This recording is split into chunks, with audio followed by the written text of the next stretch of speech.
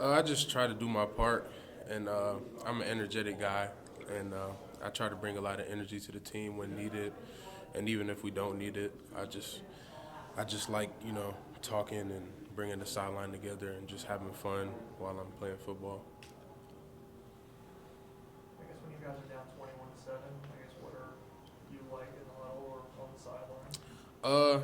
I had a smile on my face because I knew we were just losing to self-inflicted wounds, and I knew we were gonna win. Like I had no doubt in my mind the type of guys we got on the team and the experience, and this is one of those games that made us come together even more and just tell everybody tighten up and let's get the job done. And in the fourth quarter, that's when we finish, and we finished the game out pretty strong. I wish we'd have played like that the whole game, but just some games just start off slow and finish fast.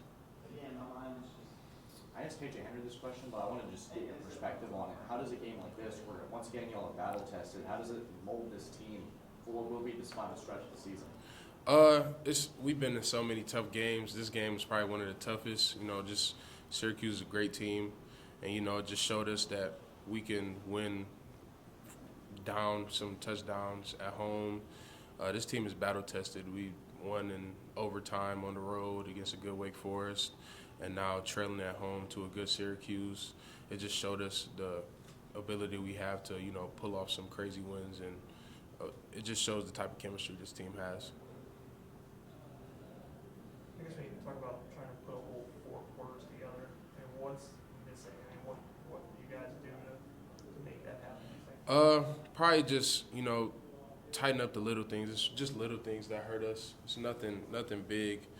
We pretty much beat ourselves the first two quarters, and just once we put complete four quarters together on all levels, special teams, defense, offense, it'll be real scary. So I'm hoping y'all will get to see that soon.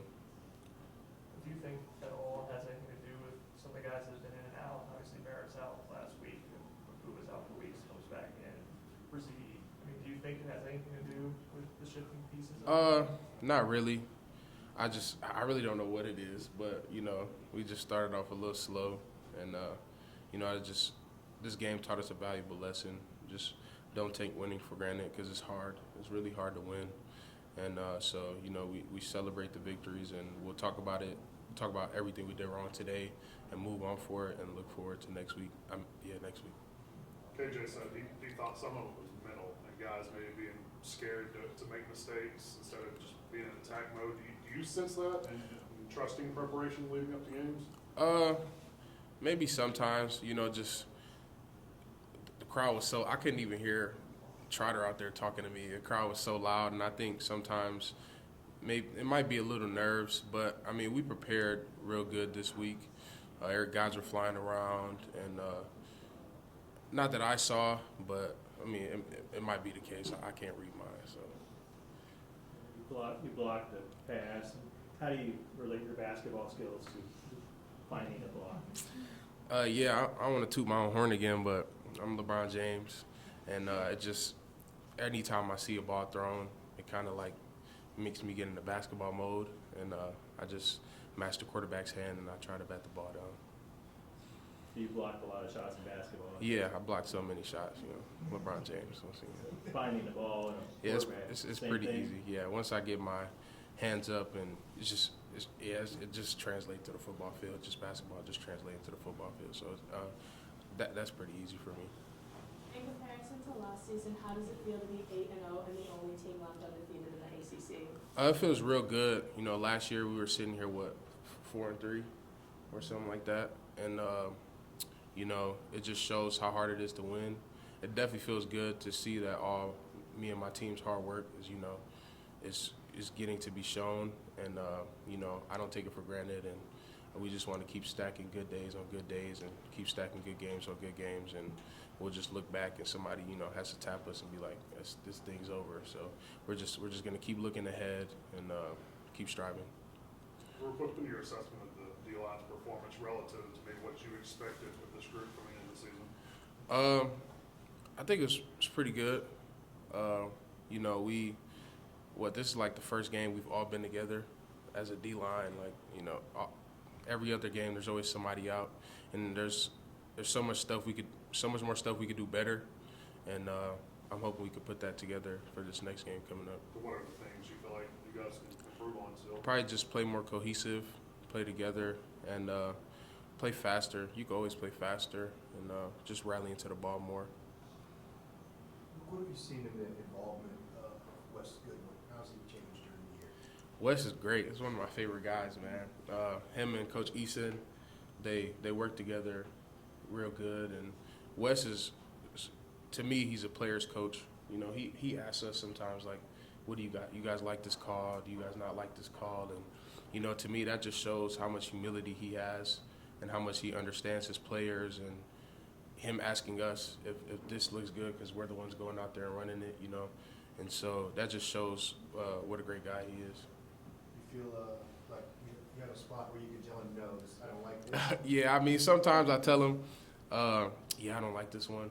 And we might still run it because, you know, I'm not the team. But if the other guys like it and I don't like it, then I'm just going to have to suck it up. Seems like he's pretty good at making adjustments, especially at halftime. Yeah, he's so good at making adjustments. He sees it on the he's a genius. Wes is like one of the smartest people I ever met. And when we get in the locker room, he already has it all planned out. We're going to adjust to this, this, and this. And then it works. So I don't question his adjustments at all. I guess this is a trivia question, but Robin Big, I think, who was it? I think he's Yeah, Wes. himself. So you know who Robin Big are? Did you watch that? I mean, yeah, I that's from Ridiculousness, right? It's 2006. They had a show. Like Robin Oh, Big. I was Big what? was a security I guard. was 5 years old. Yeah, I have no clue. But yeah, I seen a picture of that on Twitter. It was funny. Any questions on Zoom for Ruke? Anything else there? This is a random question, but just a lot of players on the team. They got Makuba, ET, yourself, who have parents who emigrated from the continent of Africa. Do you guys relate to each other at all? Yeah, you know, just being from a different country, it just makes us a little closer. Me and Joe are roommates actually, and Phil, it's his birthday today. Happy birthday! You know, it just makes us closer, and we just can relate to the same things because we pretty much were all brought up the same. So that's pretty cool to have some guys from, you know, different countries around me. How, in what ways do you feel like you and Joe were brought up the same way? We pretty much eat the same food. So like all the Nigerian food, he eats it, and that's pretty much it. Just the food, stuff like that. An example of that? It's this rice called jollof rice, and my mom cooks it for us a lot, and it's gone in like 2 days, and I know I didn't eat all of it in 2 days, so yeah. Anything else? Every game is a huge game, but is there something special about traveling to South Bend to see the Fighting Irish? Yeah, to me, I've never been there, so it's exciting. My cousin played there, 2 years ago, and I never got to see him, but I've never been to Indiana, so it's gonna be my first time in Indiana, so I'm excited.